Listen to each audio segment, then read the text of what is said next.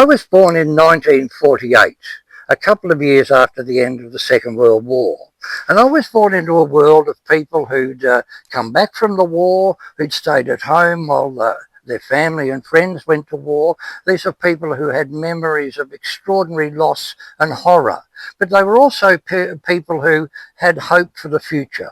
They had a hope that all the sacrifices they made as individuals and as a society would be rewarded. They'd be rewarded with egalitarianism, with the share of the wealth of our commonwealth, that the world would be a better, more equitable place.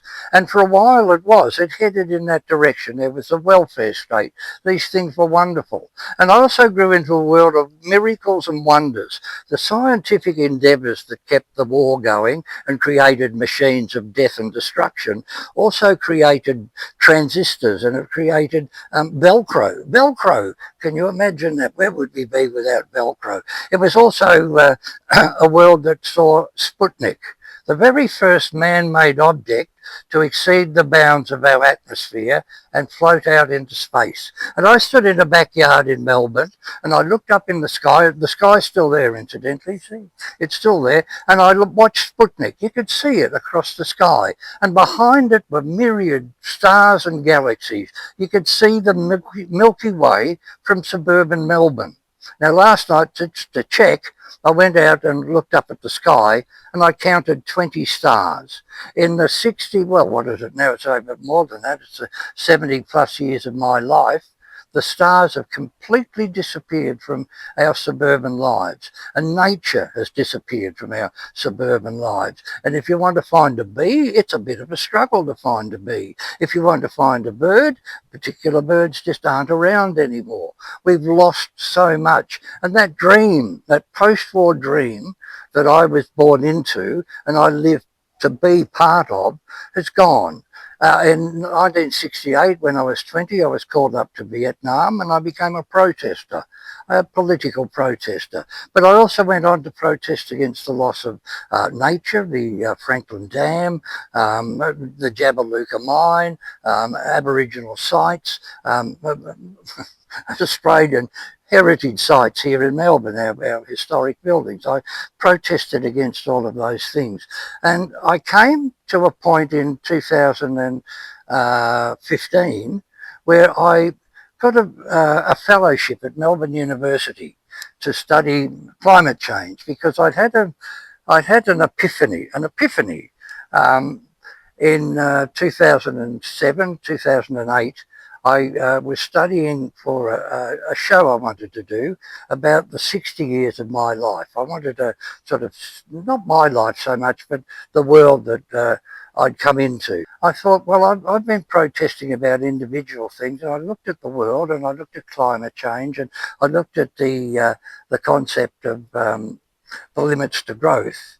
And I saw that whilst I was doing individual things, there was systemic loss of the vital signs of the earth. And so in 2009, I got really angry and I got really pissed off. I studied the science and I talked to scientists and I knew where we were heading. And I wrote an opinion piece for the Melbourne Age newspaper. I'd never written one before. I was 60 years old and I thought, it's about time Rod had an article in the Age. So I'm just going to read a little bit of it to you because it sums up what I knew in 2009. And so it goes to say, science measures the pulse of the planet. The prognosis, we were about to open the gates of hell and throw our children through them. It's the climate, you see, we're changing it. And as far as the climate is concerned, a change is as good as a Holocaust. And I cut a little bit out here just for time. If we do nothing about climate change, by the 2050s, and I changed that a couple of years later to 2030s. By the 2030s, unquenchable bushfires will rage through our outer suburbs, making Black Saturday look like Pancake Tuesday. Tens of thousands will flee the flames to the inner suburbs. Power will fail, services will collapse, food shortages and heat will gnaw at the population, riots and looting will explode on the streets, and the Australian Tennis Open will be cancelled. Now, I sent that to the Age in my anger, and they didn't publish it. They didn't publish it. So I took it to the ABC radio, the science show, and asked them if they'd do it. And they did allow me to record it for the science show, but the producer of the science show said, well, we've got to get a contrary voice. So they got somebody else who came on and denied climate change utterly and completely. So the efforts I made were negated by the efforts they made, and for me, the science show lost much of its credibility. So I went on and decided I'd just do shows about climate change. I thought, David Attenborough's got his little corner of climate change talking, he can do that. There are books about it, there are documentaries, there are Bob Brown, all of these people are doing things, and I'm a comedian. What can I do? I can do shows. So I did shows like Bugger the Polar Bears, this is serious. And I ended up doing a show called The Last Tim Tam. And it was based on 2 years as a research fellow at Melbourne University. And I wanted to find a different way of communicating climate change. Because I gave talks and said to people, well, polar bears will be extinct. And people sort of went, well, I've never met one. I've got polar bears on the David Attenborough DVD of polar bears. If I want to see a polar bear, I can see a polar bear. And I thought, well, what can you do to make it personal for people?